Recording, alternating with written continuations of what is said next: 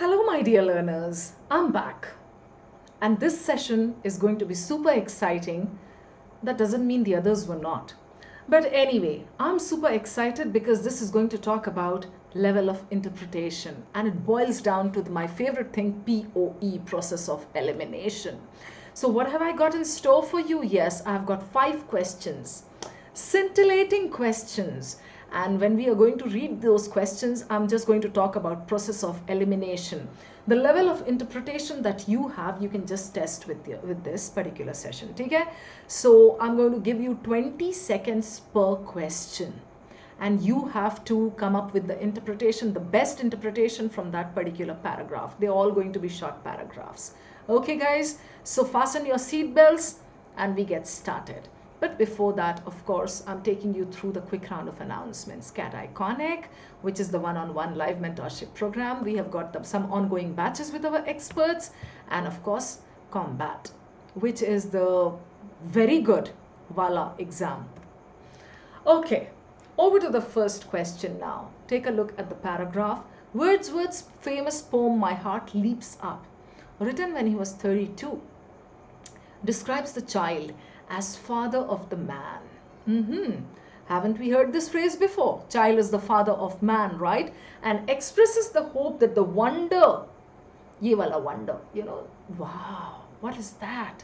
मेरे बचपन में मुझे याद है there used to be a book, Tell Me Why, then more Tell Me Why, still more Tell Me Why, and we got fed up of all those books because इतने questions के answers होते थे, but then those books were supposed to cater to the inquisitiveness or the wonder present in a child's mind. वो क्या है, ये क्या है, right? Okay. So he expresses the hope that the wonder present in the childlike gaze can somehow be preserved through to old age. There's a general fact, guys, that as we grow older, we tend to lose our curiosity for certain things. I mean, we are like, oh, okay, ऐसा okay होगा, ठीक है, उससे पहले मैं थोड़े पैसे कमा लूँ. अच्छा वो हो रहा होगा, okay, fine, I need to just pay my electricity bill. We are so caught up in the mundaneness of life that we forget to feel awed and inspired by things around us. ठीक है? This is what he has said over here, and I'm sure you guys have understood this. Now I'll take you over to the options, and as I said, I'll give you 20 seconds. You have to pick up the best interpretation of this particular paragraph. Okay? There you go. A, B, C, D. Your time starts now.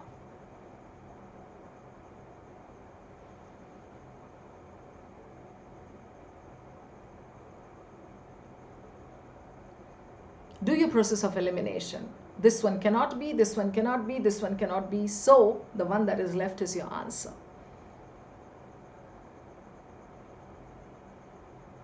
All right, time's up. The answer for this particular question is C. Man should always have the childlike inquisitiveness in him. We know that the paragraph had a positive tone. So if we talk about A, man should be childish all his life, there's a difference between childish and childlike. Childish is negative. She was behaving in a childish manner and we all felt irritated. Okay, childlike is full of innocence. So we are left, after elimination, we are left with B and C. Now between B and C, C has better words because it talks about the inquisitiveness that has been mentioned in the passage, the wonder that is there in the childlike gaze. And they are talking about preserving that through to old age. So that is why C is the right answer. I hope you guys got it correct. Over to question number 2. The colossal impact of the coronavirus pandemic, colossal is big, has made the world strange and troubling almost overnight. But now there's a change of tone over there. And I know that this portion is going to be more important than the other portions. But as the millions of phone calls and messages of goodwill that are being exchanged testify, it has also laid bare the importance of our relationships with friends, relatives, and neighbors. What is he trying to say? Your time starts now.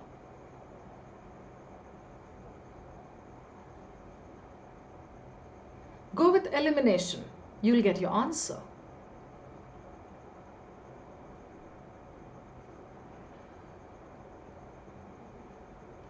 Yes. Okay. All right, the answer in this particular case is A. Why? I'll tell you.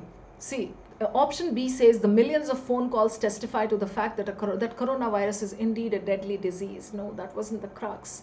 We saw the portion after but as the millions of phone calls and messages get exchanged, they also testify that the importance of relationships, right? So so option B is focusing on a particular point which doesn't need so much attention over here. We are not talking about how deadly coronavirus is as a disease. So that is out. We are left with A and C. Now check C. Our friends and neighbors remember us in these testing times as they have nothing better to do. Whoa. Doesn't it kind of change the tone of the paragraph? This kind of shows it like borderline negative. The paragraph, on the other hand, was positive, that yes, something good has come out of this pandemic. As they say, there's always a silver lining to every cloud. So this particular cloud also had a silver lining. We got a lot of family time. We spent time together. We called our friends. We kind of came closer to our friends, relatives, and the other people in our lives.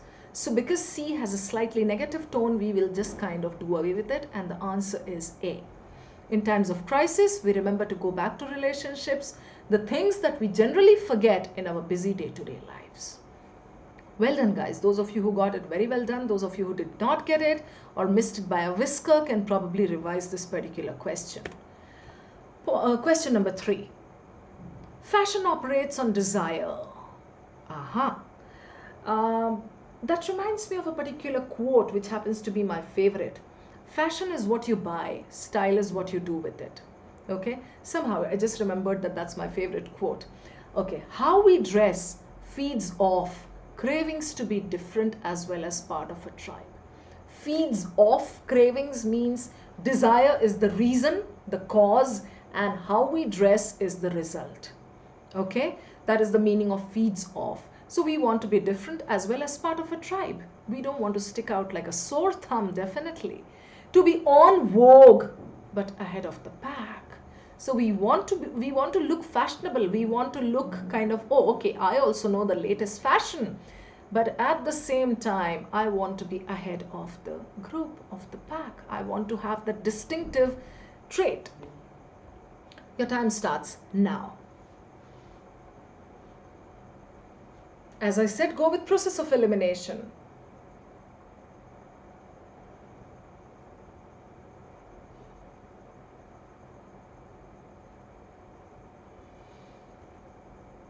Okay, time's up, guys.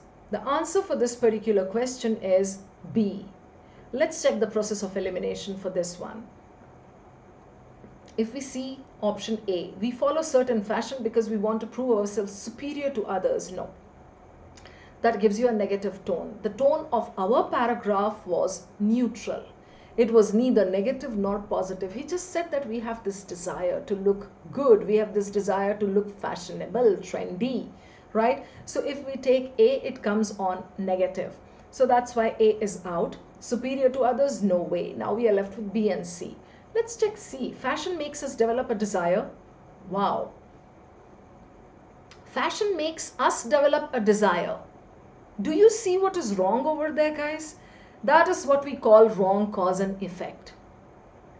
The paragraph says fashion operates on desire. That means desire is the cause and fashion is the result. The second line says how we dress feeds off cravings. So cravings, the desire part is your cause and fashion becomes your effect, right? And C says fashion makes us develop a desire. So that is what we call the wrong cause effect funda. Okay, so we eliminate C, and yes, we are left with option B, which is indeed our answer. Question number 4. Take a look. Oh, again about fashion. Okay. It shouldn't cost the earth, but the industry has for too long promoted overconsumption as a good thing. All right. Since we have read so much about it externally, we can quickly relate with it. Overconsumption. the companies produce so much stuff that they're not able to get rid of it in the end. So what do they do eventually? Since they're not able to sell it, they dump it, they burn it, and then it contributes to our global warming, right? Otherwise, it's kind of dumped in the oceans. Now, take a look at the second line. But the industry has for too long promoted overconsumption as a good thing. That is what the industry says. About a fifth of mass-produced clothing does not even sell and ends up being buried, shredded, or burned. Garments now account for 8% of global greenhouse gas emissions. 8%. Synthetic fibers are being found in Arctic sea ice and in fish. So even the fish are eating these synthetic fibers, and probably they are dying because of that. They're getting extinct, right? Okay, so I'm giving you 5 seconds or 10 seconds to kind of just go through the paragraph once again, and then I'll take you over to the options, guys.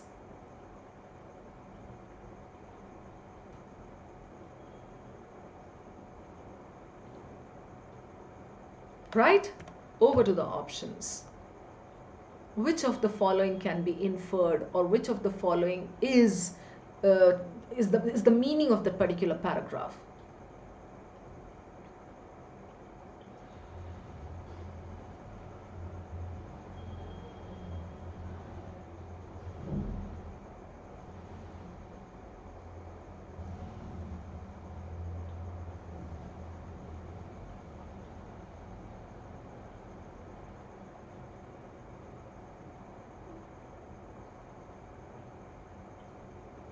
Okay guys, time's up.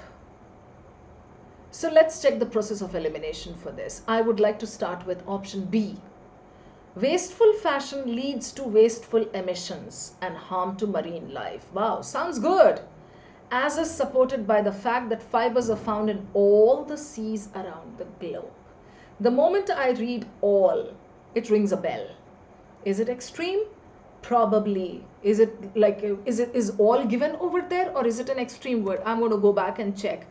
The paragraph is just talking about synthetic fibers being found in Arctic sea ice and in fish. So just based on this particular paragraph, I cannot come to this conclusion or this inference that all the seas around the globe, maybe it is a fact, but then based on this paragraph, I cannot say that. So B is totally eliminated. I'm left with A and C. Let's check A. Excess of fashion is detrimental to the global atmosphere. Excess of fashion or mass production? Okay, especially when it comes to gas emissions and marine life, because the tendency of people to run after fashion leads to mass production and waste. I can again see slightly wrong cause and effect, and then excess of fashion is detrimental to global atmosphere in the first line itself is a no-go. So let's go to C. A major contributor to global warming. Hang on. Now, I thought A is eliminated and I moved down to C because I thought, okay, C is the one which is left. That should be my answer. The moment I started reading a major contributor to global warming, major? Really? And major, minor, majority, most of, such words are more often than not traps. So when I see a major contributor, I go back and see.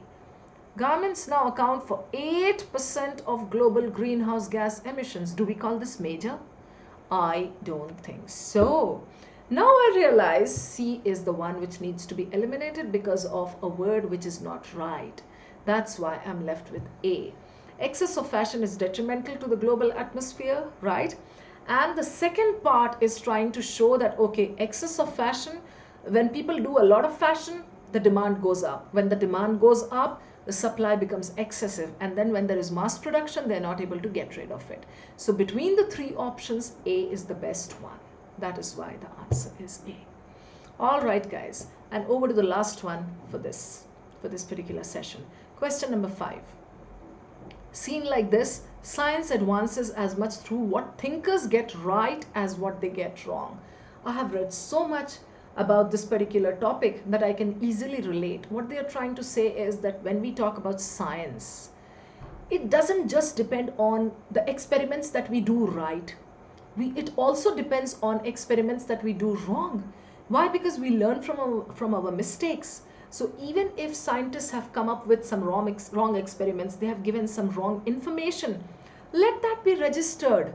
I'm just giving you my external reading thing. Let that be registered, let that be recorded. After some years or after some days, some new scientists are going to come and disprove this particular theory. So we get to learn from their mistakes. So what does this particular paragraph say? Thinkers get right as what they get wrong. A scientific theory aims to understand the world, but the change of tone. It is only when nature reveals an error that it can be refined. I love that word only over there. That gives me extreme. Okay, so I'm going to go down and look at the options. Your time starts now.